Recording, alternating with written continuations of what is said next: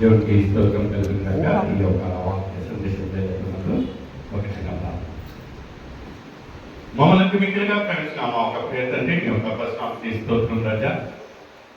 ఇద్దరు ముగ్గురు నా నామచేవలు మంచి దేవానికి పులాదతో వచ్చిన ఒక వారం దినం క్షణం నుంచి ప్రభు ఈ యొక్క నూతనమైన ఒక క్షణం వరకు మమ్మల్ని కాపాడి ఈ యొక్క పరిశుద్ధ ఆదివారం ప్రభావ మమ్మల్ని అందరినీ ప్రభావ ఏక శరీరంగా ఒక సహవాసంలో చేసిన విధానం కొరకు స్తోత్రం ప్రభావ మీ యొక్క కృప మీ యొక్క ప్రేమ ద్వారా ప్రభావ అందరం చేరి ప్రభావ నేను కొనియాడే భాగ్యం దయచేస్తానంటూ సకల మహిమ మీకే చెందినగా ఏసైతే పరిశుద్ధ నామమున అడిగి వేడుచున్నా తండ్రి.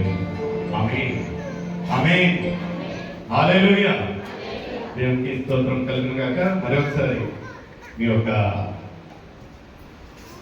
సహవాసంలో చేసిన విధానం కొరకై దేవుని స్తుతిస్తూ సుమారుగా 2-3 నెలలది పెండింగ్ ఇన్విటేషన్ ఉన్నది, కంటిన్యూగా రావాల్సి ఉన్నది. ఏదో ఒక కారణం ద్వారా రాలేకపోతున్నాను. అయితే నిన్నటి రోజున అనుకోకుండా దాంట్లో రావడం జరిగింది. అయ్యగారికి ఫోన్ చేసి అడిగినప్పుడు అయ్యా నేను 2 రోజుల పాటు దాంట్లో ఉంటాను, మీరేమన్నా దేవుని చిత్తం ఉన్నట్లయితే వాడుకోవచ్చు అనగా, అయ్యా ఇంత మాటన రాంది ఉదయాన సెయింట్ జోసెఫ్ చర్చ్ మరియు ఇప్పుడు ఇక్కడికి వచ్చి ఉంటున్నాము. నిజంగా దేవుని యొక్క సన్నిధిలో రావడము, దేవుని యొక్క పరిచయం చేయడము, ఆయన అయ్యగారు ఇంట్రడ్యూస్ చేసింది ఇంకా చాలా చక్కగా.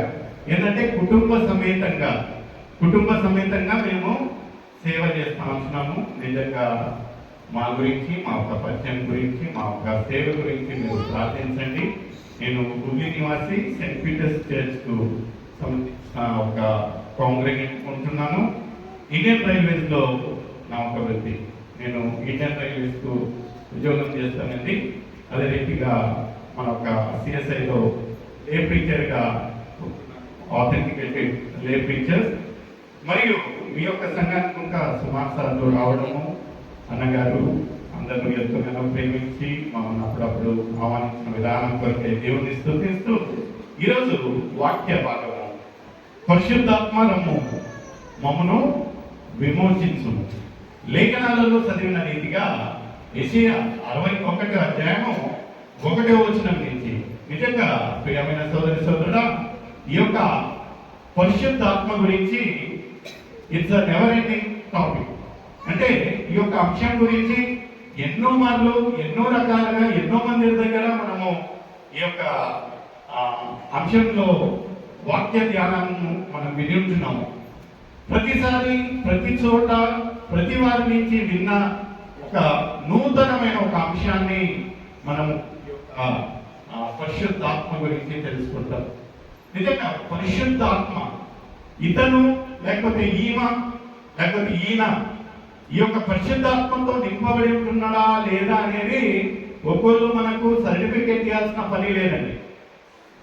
మనము ఎంత ఆత్మీయంగా ఉంటున్నామో, మనం ఎంత పరిశుద్ధాత్మతో నింపి ఉంటున్నామో అనేది మన యొక్క నడవడిక, మన యొక్క క్రియల చొప్పున తెలుసుకోవచ్చు. నిజంగా ఇప్పుడు ఉండే ఒక తరంలో పరిశుద్ధాత్మకు ఒక డిఫరెంట్ పిక్చర్గా మనం చూస్తాము. నేను ఇక్కడ ఎవరిని విమర్శించటంలా యొక్క సంఘం గురించి చెప్పటం లేదండి. కొన్ని ప్రాంతాలలో ఈ యొక్క పరిశుద్ధాత్మను వేరే రకంగా పిక్చరైజ్ చేస్తారు.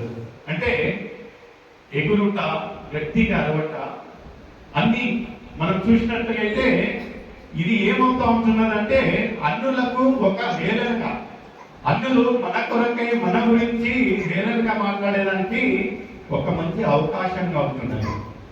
ఒక న్యూస్ ఛానల్లో నేను చూస్తూ ఉంటున్నాను, మన ఒక క్రిస్టియన్స్ గురించి ఒక అతను తల్లో బాబా అంటే ఇట్లా తగ్గంగానే పడి ఈ యొక్క పరిశుద్ధాత్మ గురించి దాని యొక్క విషయం గురించి మనం ఏదైనా మాట్లాడేదిగా ఒక పెద్ద తప్పుగా నేను భావిస్తూ ఉంటున్నాను. అయితే ఇప్పుడుండే ఒక తరం నిజంగా ఎట్లా కాంగ్రిగేషన్ లేకపోతే ప్రజలను ఆకర్షించడానికి చేస్తా ఉంటున్నారో లేదో తెలియదు, కానీ నిజంగా ఇలాంటి ఒక ప్రాక్టీస్ ఇలా చేయాలి అనేది ఉండుంటే విధానము అప్పట్లోనే ఆ ఒక అపోస్తులు చేసేవారు. అయితే లేఖనాలలో ఎక్కడ కానీ ఇలాగా పరిశుద్ధాత్మ వచ్చినప్పుడు ఇలా ప్రవర్తిస్తారు అనేది ఎక్కడగానో పిక్చరైజ్ చేసినట్టు లేదు. ఇక్కడ ఒక యెషయా భక్తుడు ఈ యొక్క పాత నిబంధనలో మనం చూసినట్లయితే యెషయా ప్రవక్త తనకి ఒక మాట ఏమంటున్నదంటే, దేవుని యొక్క ఆత్మ నా పైన వచ్చినప్పుడు, నన్ను అభిషేకించినప్పుడు ఆయన చేసిన ఒక క్రియలను చెప్తా ఉంటున్నాడు, కానీ ఇప్పుడుండే ఒక తరము చేసే ఒక క్రియలు ఎప్పటికీ దానికి దీనికి ఏ ఒక్క రీతిలో సరి సమానంగా లేవు. మనం చూసినట్లయితే 61వ అధ్యాయము 1వ వచనం నుంచి మనము ధ్యానించినప్పుడు అది ఏమంటా ఉంటున్నదండి?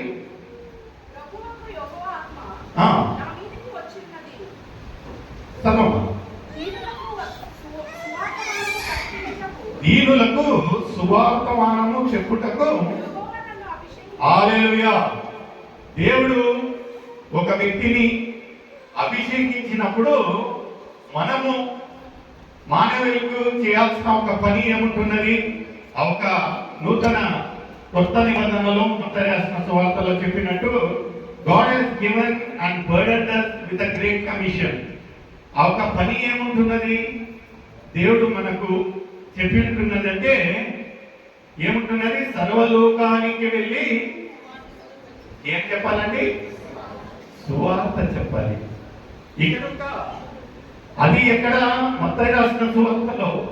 అయితే ఇక్కడ మనం చూసినట్లయితే యెషయా ప్రవక్త 61వ వచనంలో అక్కడనే మొట్టమొదటి ఒక వచనంలోనే ఏమంటా ఉంటున్నాడంటే, దేవుడు నన్ను అభిషేకించిన ద్వారా ఆయన పేదలకు ఏం చేస్తా ఉంటున్నాడట? సువార్త ప్రకటించుతా ఉంటున్నాడు.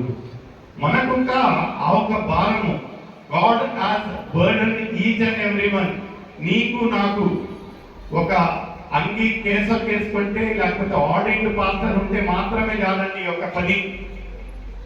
మనము ఎవరైతే క్రైస్తవ బిడ్డలుగా విశ్వాసులుగా అనబడతామో ప్రతి ఒక్కరూ చేయాల్సిన పని ఏముంటున్నదంటే, సర్వలోకానికి వెళ్ళి ఏం చేయాలండి? సర్వ సృష్టికి సువార్తను ప్రకటించాలి. మనం చేస్తా ఉంటున్నామా? యాజం బ్రదర్, మాకు పేపర్ మిల్లోనే ఇప్పుడు ఉంది కదా, లైక్ పేపర్ మిల్లోనే మాకు పని ఎక్కువైపోతుంది. ఇంకా సువార్తకి వరకు మేము ఇక్కడ చూడండి. ప్రియమైన సోదరులారా, లేఖనాలలో స్పష్టంగా నువ్వు నేను లేకపోతే బిషప్, మోడరేటర్, పాస్టర్ అనేది ఎక్కడా లేదు. ప్రతి ఒక్కరికి ఇచ్చిన ఒక బర్డెన్, వీఆర్ బర్డెన్ బేరర్ అంటే ప్రతి ఒక్కరు చేయాల్సిన పని ఏముంటున్నదంటే సువార్త సాధించుట. నేను ఇంతకు ముందు చెప్పిన రీతిగా నేను గిడియన్స్ ఇంటర్నేషనల్ సంస్థకు ఒక రాయబారిగా ఉంటున్నాను. I'm representative of Gideons international. Gideons international అనగా బైబిళ్లను ఉచితంగా పంచే ఒక అసోసియేషన్.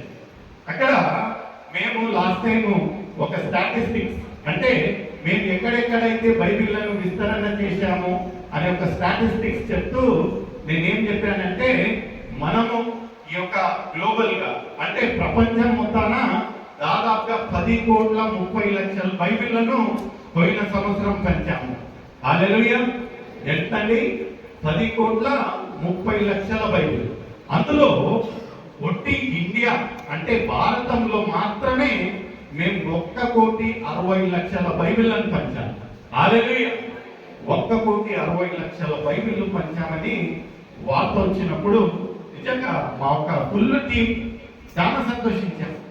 నిజంగా ఎవరు చేయని పని 1,60,00,000 బైబిళ్లను పంచామంటే ఎంత గొప్ప సంగతి అని అందరు కాలర్లు ఎగిరేస్తామంటే, ఒక అతను ఏమన్నాడంటే, అయినా నువ్వు ఎక్కడ ఉంటున్నావు తెలుసా అంటే, ఎక్కడంటే భారతంలో ఉంటున్నావు. ఇప్పుడుండే ప్రెసెంట్ భారత జనసంఖ్య ఎంత ఉంటుందో తెలుసా నీకు అంటే, ఎంతయ్యా? నిన్నటి రోజున మేము ధారవాడ నుంచి వచ్చేటప్పుడు అక్కడ జనసంఖ్య సెన్సెస్ ఉంటుంది చూసారా ఎవరన్నా? పబ్లిక్ వచ్చేటప్పుడు నిన్నటి రోజున 145 crores ఉన్నది. ఎంత అండి రికార్డింగ్? 145 crores. 140 కోట్ల జనసంఖ్యలో మేము ఎంత బైబిల్ పంచామని కాలర్లు ఎగరేస్తున్నామో 1 కోటి బైబిల్, 1,60,00,000. ఇంకా ఎన్ని మందికి తెలియదు. దేవుడు యేసు స్వామి యాభై అని అడుగుతారు కొన్ని ప్రాంతాలలో. మేము ఎక్కడికైనా బైబిల్ పొందడానికి వెళ్ళినప్పుడు అందుల దగ్గర వాళ్ళు ఏమంటారంటే యేసు స్వామి గారి ఎంపీ ఏంటి, కార్పొరేటర్ ఏంటి అని అడుగుతారు. ఇంకా కొన్ని ప్రాంతాలలో యేసు స్వామి ఎవరనేది ఒక తెలియదు. ఎంత ఘోరం. But we are very comfortable. మనం ఆదివారం రోజున చక్కగా తయారు కావడం, అయ్యగారు చెప్పిన వాక్యం వినడం, దైవం ఎవరిని విమర్శించటంలా.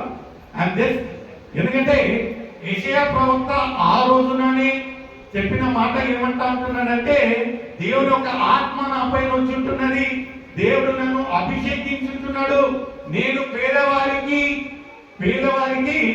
సువార్తను చెప్తా ఉంటున్నాను. పేదవారంటే ఎవరికైతే ఈ యొక్క శుభవార్త తెలియదో వాళ్ళందరూ పేదవాళ్ళే అండి. పేదవారంటే డబ్బు లేని వాళ్ళనేది కాదు.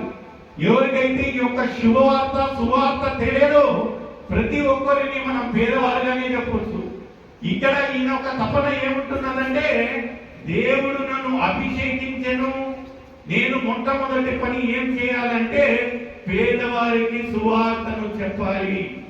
నిజంగా ప్రియమైన సోదరుడా, ఈరోజు ఒక ప్రశ్న నీకు ఎలా ఉంటున్నది?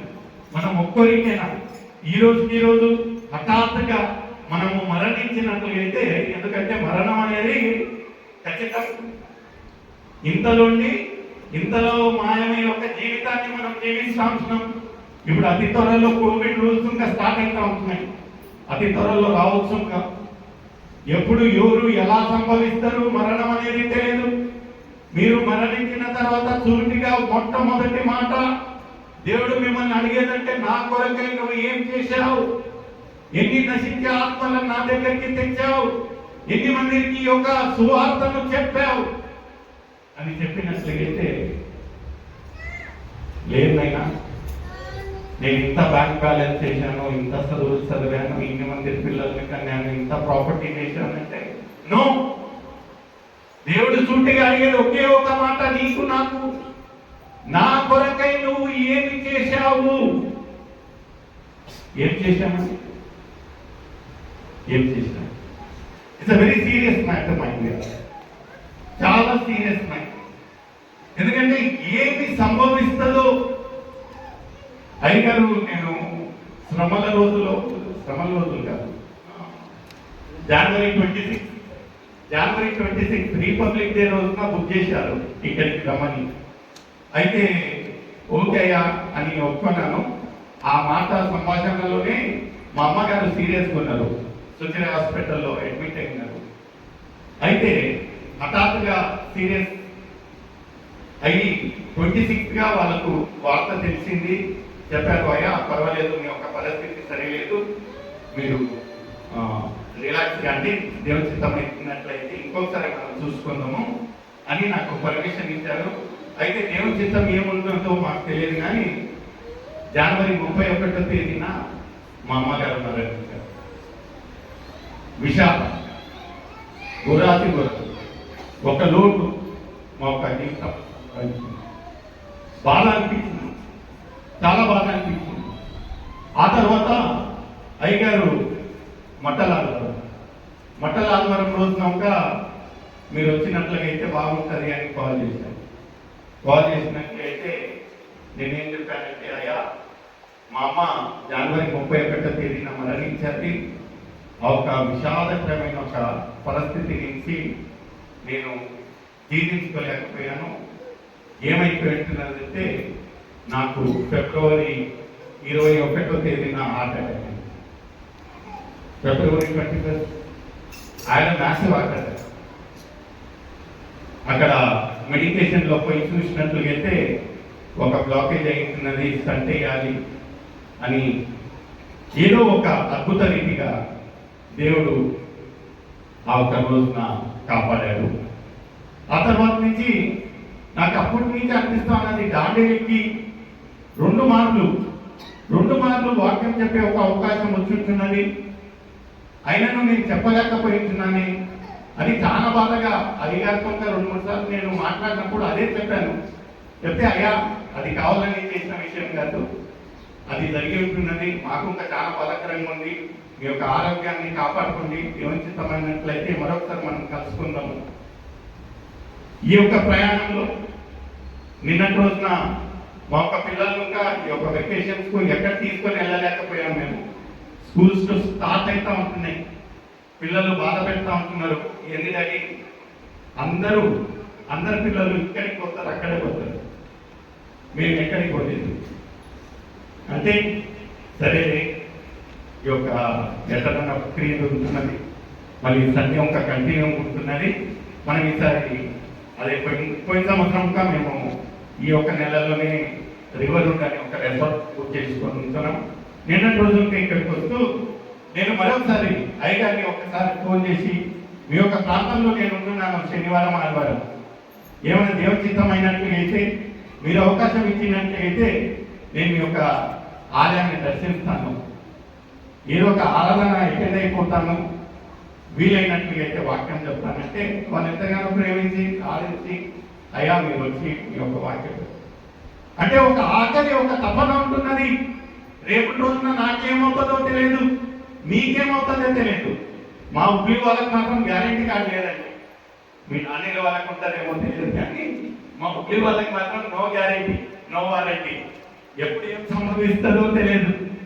ఈ రోజుకి రోజు మన ఒక సిద్ధపాటు ఎలా ఉంటున్నది, మన ఒక ఆత్మీయ జీవితం ఎలా ఉంటున్నది, మనం ఈ రోజుకి రోజు మరణించినట్లయితే దేవుడి సన్నిధిలో మనం నిలబెట్టుకొని దేవుడు సూటిగా నా కొరకై నువ్వు ఏం చేశావు, ఎన్ని ఆత్మలను, ఎన్ని నశించే ఆత్మలకు నువ్వు ఈ యొక్క సువార్త చెప్పావంటే మనము చెప్పగలమా? ఏం చేస్తాం? ఎలా ఉంటున్నది మన ఒక పాత్ర ఏముంటున్నది అదన్నా తెలుసా? ఏమి లేదు. క్రైస్తవ బిడ్డలుగా వస్తాం. ఒక భక్తుడు అంటాడు, the Christians will read the Bible, the non Christians will read the Christians. అంటే అన్యులకు ఈ యొక్క బైబిల్ అందుబాటులో ఉండదండి, అందుకని వాళ్ళు షార్ట్ కట్ ఏం చేస్తారంటే మనల్ని చదువుతారు అంటే చెయ్యి కాలు పట్టుకొని చదవరండి, మన ఒక గుణగణాలను చదువుతారు. ఈ యొక్క అబ్బాయి, ఈ యొక్క అమ్మాయి ఉదయాన్ని చేస్తే బైబిల్ పట్టుకొని ఇక్కడికి వెళ్తుంది, అక్కడికి వెళ్తుంది, ఆ సువార్త కుంటకి వెళ్తుంది. ఈ ఒక గుణగణాలు ఎలా ఉంటున్నాయి? నిజంగా క్రైస్తవ బిడ్డలుగా మనము మన శ్రమల రోజులు ఆచరించాం. పదే ప్రతి సంవత్సరం 40 రోజుల శ్రమల రోజులు మనం ఆచరిస్తాం. ఆయనలో ఉండే ఒక గుణగణాలు, ప్రేమించే గుణము, క్షమించే గుణం మనలో ఉంటున్నదా లేదా అనే ఒక ప్రశ్న మీకు మా ఇక్కడ ఈ యొక్క పరిశుద్ధ ఆత్మ ఈ యొక్క పెంటెకోస్తు రోజుగా ఈ ఒక అపోస్తల కార్యములో మనం చూసినట్లయితే అందరూ ఎవరెవరు ఎవ్రీబడి అందరూ వన్ రూమ్, శిష్యులందరూ అక్కడ ఉన్న ప్రాంతంలో ఉండే వాళ్ళందరూ ఒక చోట కలిశారంట. దేవుని యొక్క ఆత్మ వాళ్ళపైన వచ్చినప్పుడు ఏక శరీరంగా ఆ ఒక సమాసంలో ఒకరికొకరు అన్యుల భాషల్లో మాట్లాడినట్టు, నిజంగా మనము దేవుని యొక్క సన్నిధిలో వచ్చినప్పుడు, దేవుని యొక్క ఆత్మ మన పైన ఉన్నప్పుడు, నిజంగా ప్రియమైన సోదరి సోదరుల ఆయన ఒక గుణగణాలు ఆయనను ప్రతిబింబించి మనం ఉంటున్నాము. Are we inculcating the character of God Jesus Christ? ఎలా ఉంటున్నది? ఎలా ఉంటుంది? ఇక్కడ చూసినట్లయితే యెషయా ప్రవక్త ఎంత చక్కగా అంటా ఉంటున్నాడు. చదవనమ్మా, మొదటి వచనం చదవండి. వచ్చి ఉన్నది, అభిషేకించను, నలిగిన హృదయం కలిగిన వారికి విడుదలను. హల్లెలూయా. నిజంగా ప్రియమైన సోదరి సోదరులారా, నిజంగా మనం ఆత్మీయులుగా ఎదుగుతా ఉన్నట్లుగా అయితే, దేవుని యొక్క ఆత్మ నీ పైన నా పైన ఉన్నట్లయితే మన ద్వారా ఈ యొక్క కార్యాలన్నీ జరుగుతాయి. We will become a role model. We will become an inspiring person to each and every person in the society. Billy Graham గురించి మీకు అందరికీ తెలిసిన ఒక విషయం. ఆయన ఎన్ని సంవత్సరాలు బ్రతికాడంటే ఖచ్చితంగా 100 సంవత్సరాలు బ్రతికాడంట. ఆయన ఒక డేట్ ఆఫ్ బర్త్ మనం క్యాల్కులేట్ చేసినట్లయితే 99 సంవత్సరాల 3 నెలలు. మనం అనొచ్చు 99 సంవత్సరాల 3 నెలలు అయితే 100 సంవత్సరాలు ఎలా అయితే బ్రదర్ అంటే, ఆయన ఆ ఒక తల్లి గర్భంలో ఉన్న 9 నెలలను కౌంట్ చేసి 100 సంవత్సరాలు. ఆయన పలికే మాట ఏముంటున్నదంటే, the last words what is spoken to the American public అంటే, నేను ఈ మరుసటి రోజున ఎప్పుడన్నా మిమ్మల్ని కలిసి ఉన్నట్లయితే ఏదో ఒక వీధిలో ఏదో ఒక సువార్త కుంటలో వాక్యం పరిచయం చేస్తూ కనిపిస్తాను. లేనట్టుగైతే దేవుని యొక్క సన్నిధిలో కొనియాడుతూ, దేవుని యొక్క సన్నిధిలో కొనియాడుతూ అంటే ఖచ్చితంగా దృఢమైన నిర్ణయం ఏముంటున్నదంటే, ఆయన ఖచ్చితంగా ఆయన చేసిన ఒక సేవ ఎలాంటిదంటే, ఈ రోజు ఆయన మరణించినట్లుగా అయితే ఆయన ఎక్కడ ఉంటాడంట, దేవుని యొక్క సన్నిధిలో కొనియాడు. పౌలు భక్తుడు ఇంకా ఎంత చక్కగా చెప్తాడండి, ఏమంటా ఉంటున్నాడంటే, బ్రతుకుతే క్రీస్తే, మరణిస్తే నాకు లాభం. మరణంను లాభంగా కోరిన ఏకైక భక్తుడు ఎవరంటే పౌలు భక్తుడు. ఎందుకంటే ఆయన చేసిన ఒక సేవ, ఆయన చేసిన ఒక సిద్ధపాటు అలా ఉంటున్నది. ఎలా ఉంటున్నది? మన ఒక ఆత్మీయ సిద్ధపాటు, మన ఒక ఆత్మీయ సిద్ధపాటు ఎలా ఉంటున్నదండి? ఏమో దేవుని యొక్క కృప, దేవుని యొక్క ప్రేమ ద్వారా ఒక సవాసంలో ఈరోజు చేరి ఉంటున్నాం. హఠాత్తుగా ఈ యొక్క వారంలో జనతా కర్ఫ్యూ, వచ్చే వారం నుంచి ఆలయాలన్నీ మూతపడతాయి అని చెప్పినట్లయితే, ఎప్పుడంటే మన యొక్క సవాసం, ఎప్పుడు మనకి ఒక జీవ ఆహారాన్ని నెమరవేస్తాం, ఎప్పుడు నెలకొచ్చి ఈ యొక్క సువార్తను ప్రకటిస్తాం. ఒక హెచ్చరిక నీకు నాకు అయినా, మనం ఎన్నో మార్లు దీన్ని బిజినెస్, ఒక బిజినెస్ గా భావిస్తాం. ఏదయ్యా సువార్త చెప్పడము, ఏదయ్యా సేవ చేయటం, దీని నుంచి వాళ్ళకైతే ఈతాలు వస్తా ఉంటున్నాయి, మాకేమొస్తా ఉంటున్నాయి, మేమెందుకయ్యా చేయాల్సిన పని అంటే, నిజంగా ఎంత చక్కటి మాట. అదే 61వ అధ్యాయము 7వ వచనంలో ఏమంటున్నారు ఒకసారి సేకరించండి.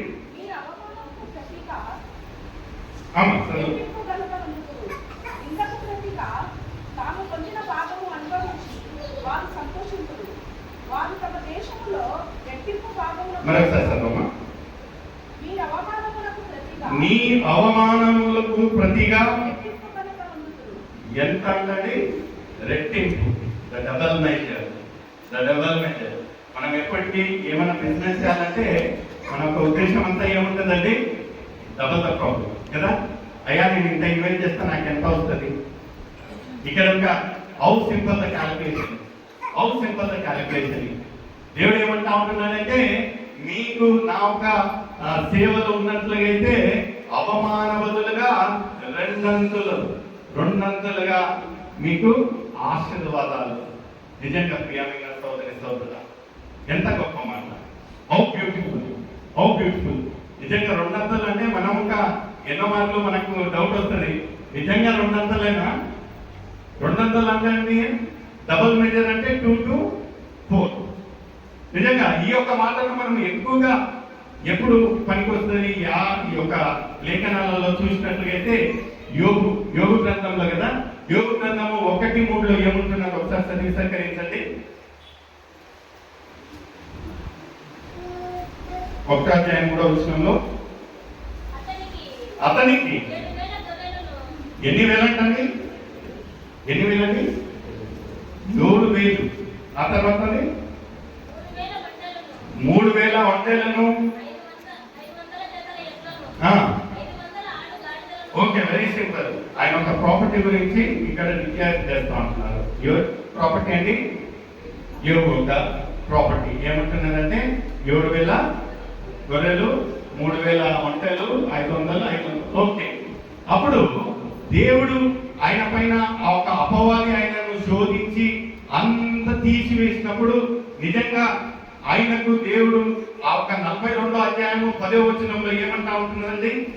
యోగు రాసిన గ్రంథం 42వ అధ్యాయము 10వ వచనంలో ఏమంటున్నది? మరియు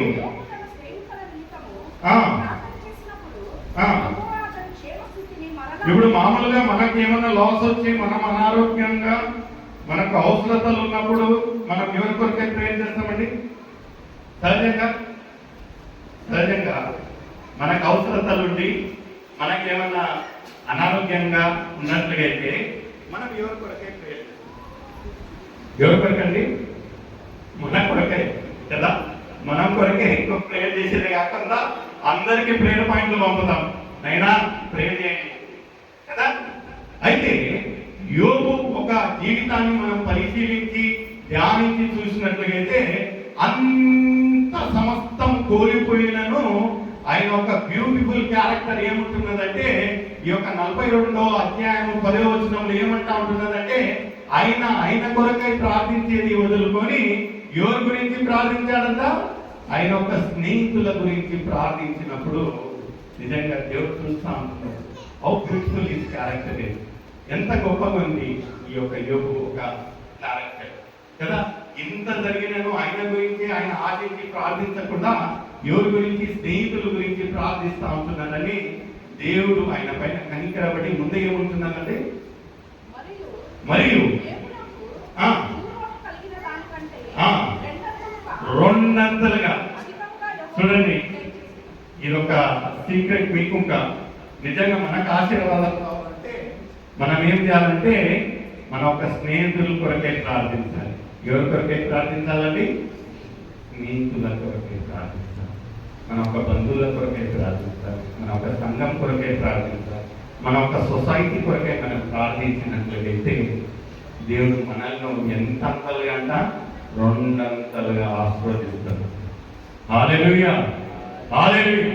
ప్రతి ఒక్కరు ఎందుకు ఇంత క్రమంగా ఆధారమంగా గుడికి వస్తారంటే, వాళ్ళకి కావాల్సింది ఆశీర్వాదము కదండి. ఆశీర్వాదాల గురించి వస్తుంది. మీకు రెండంతలుగా ఆశీర్వాదం కావాలంటే మనం ఏం చేయాలంటే, మన ఒక స్నేహితుల కొరకై, మన ఒక బంధువుల కొరకై, మన ఒక సంఘస్థుల కొరకై మనము ఏం చేయాలి? ప్రార్థించాలి. ఇక్కడ నిజంగా చెకింగ్ అబౌట్ క్యాల్కులేషన్ 200 అంటే నిజంగా 200.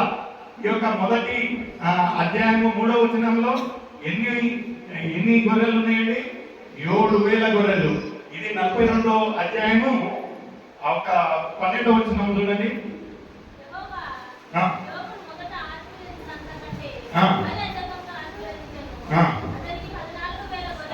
ఎన్ని వేలు అండి? 14. అంటే 7,000 ప్లస్ 7,000. ఎగ్జాక్ట్లీ. ప్రేమ కలిగిన దేవుడు, నమ్మగలిగిన దేవుడు. నిన్ను నన్ను ఆ రోజు మనం ఆయన అతిక్రమించినను, ఆయనకు ఎంత ఆయాసకరమైన క్రియలు చేసినానో మనల్ని ఎప్పుడు దూషించడు. ఎంత గొప్ప దేవుడిని మనం సేవిస్తా ఉంటున్నాం. ఆయన ఒక గొప్పతనాన్ని, ఆయన ఒక ప్రేమ, ఆయన ఒక క్షమించే గుణాన్ని మనము నిజంగా రుచి చూసినట్లయితే ఆ ఒక దేవుని ఆత్మ నీ పైన నా పైన వస్తూ ఉంటున్నది. అదే లూకా రాసిన సువార్త 14వ అధ్యాయం 4వ అధ్యాయము 16వ వచనంలో ఏముంటున్నదండి? Book of Luke 4th chapter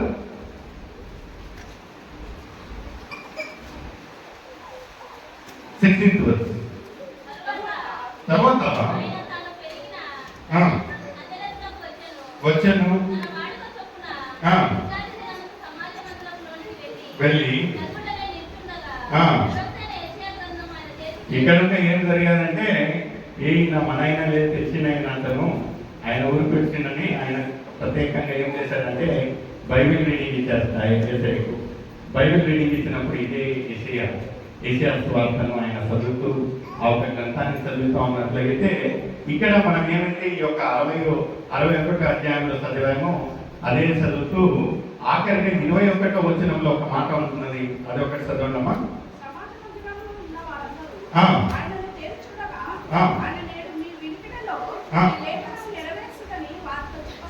ఏం నెరవేరినాయి అంటండి? ఏం నెరవేరినాయి అంటండి? లేఖనాలు. ఏమేమైతే అక్కడ ఆ ఒక పాత నిబంధనలో యెషయా ప్రవక్త చెప్పాడో ఆ లేఖనాలన్నీ ఇప్పుడు నెరవేరని పలికిన మాట ఎవరంటే యేసయ్య పలుకుతాడు. The prophecy has been fulfilled. అంటే ఆ ఒక లేఖనాలలో ఏమేమైతే చెప్పబడి ఉంటున్నాయో ప్రతి ఒక్కటి యేసయ్య ఆ ఒక 3.5 సంవత్సరం ఆయన ఒక జీవిత కాలంలో ఆ ఒక పరిచయలో ఆయన 3.5 సంవత్సరం చేసిన ఒక క్రియలు. ఏముంటున్నాయంటే ఆ ఒక పేదవారిని, ఆ ఒక కళ్ళు లేని వారికి ఆ కళ్ళు తెప్పడం, ఆ ప్రతి ఒక్క విశేషమైన క్రియలు ఏమేమి అక్కడ రాసి ఉంటున్నాయో అన్ని ఏసయ్య చేసి ఇక్కడ ఏమంటా ఉంటున్నాయంటే ఏమైతే ఈ యొక్క లేఖనాలలో రాసి ఉంటున్నారో ప్రతి ఒక్కటి నెరవేరి ఉంటున్నాయి. నిజంగా ఈ సోదరుడు ఈరోజు ఒక ప్రశ్న మనము మన యొక్క జీవిత కాలం అంతా ఈ యొక్క బైబిల్, ఈ యొక్క లేఖనాలను చదివేవారు ఏ ఒక్క విషయమైనాను నిజంగా ఈ యొక్క వాక్యం సాక్షి ఉంటున్నది, నెరవేరి ఉంటున్నది అని మనం సాక్ష్యం చెప్పి ఉంటున్నాము. ఎక్కడైనా లేకపోతే ఒక్కొరికి సువార్త చెప్పి ఉంటున్నాము. చెప్పినట్లయితే ఇదే అనుకూలమైన సమయం, ఇదే రక్షణ దినంగా అవుతున్నది. నిజంగా ప్రియమైన సోదరుడా, రేపు అనేది మనది కాదు. There is no guarantee.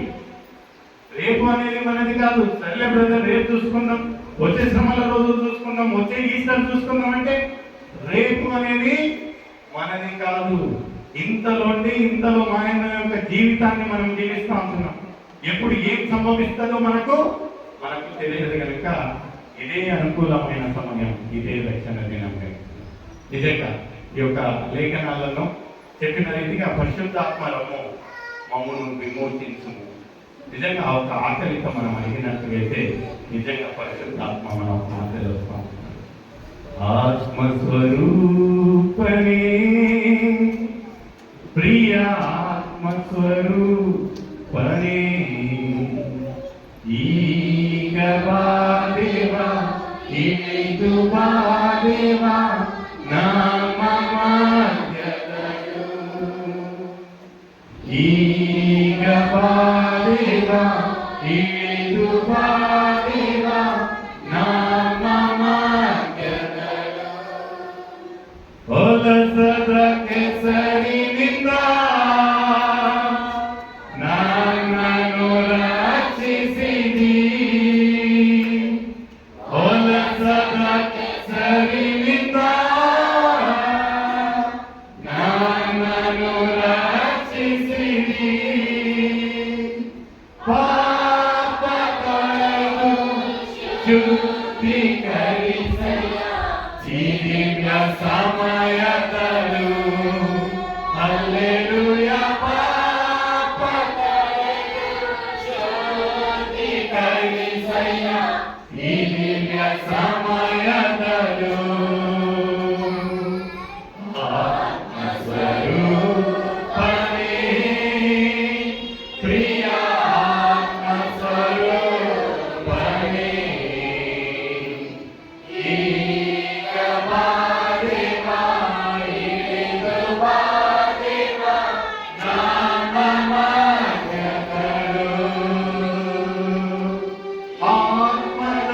ఆత్మదవరగలింద నన్ను తోమిసయ హల్లెలూయా ఆత్మదవరగలింద నన్ను తోమిసయ ఏతువినలో అభిషేకమాయ జీవిత సమయదలో హల్లెలూయా ఏతువినలో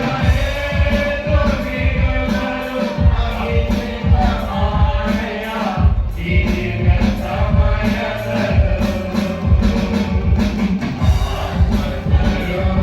ఆత్మస్వరూపనే ప్రియ ఆత్మస్వరూపనే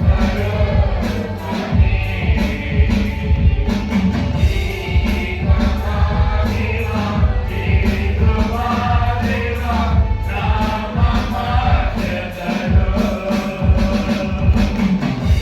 ఈగవా దేవా ఈదువా దేవా నామమధ్యదయు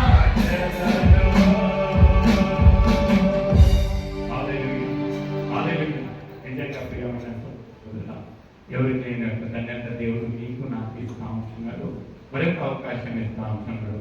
ఇదే అనుకూలమైన సమయం, ఇదే రక్షణ దినం. ఇంకా మనము దేవునికి దగ్గరికి లేనట్టు ఇదే అనుకూలమైన సమయం. మనం ఒక విరిగి నలిగిన రోగాలను దేవునికి సమర్పిస్తాం. దేవా నేను ఇంకా దూరంగా ఉంటున్నానేమో కదా, ఇంకా మీకు ఆయాసకరమైన క్రియలలో ఉంటున్నానేమో, ఇంకా మీకు వ్యతిరేకించుంటున్నానేమో రాజా. నా యొక్క పాపాలను క్షమించండి. మీ యొక్క పరిశుద్ధ రక్తంతో కలిగి నన్ను మీ యొక్క బిడ్డగా అంగీకరించండి. యథార్థం కలిగినట్లయితే ప్రేమ కలిగిన దేవుడు, నమ్మకలిగిన దేవుడు నిన్ను నన్ను క్షమించడానికి ఈ యొక్క అవకాశం ఇచ్చినందుకు అయ్యగారికి, సంఘ కాపులకి, సంఘస్థులకు, సంఘ పెద్దలకు అందరికీ నా పని థ్యాంక్ యూ.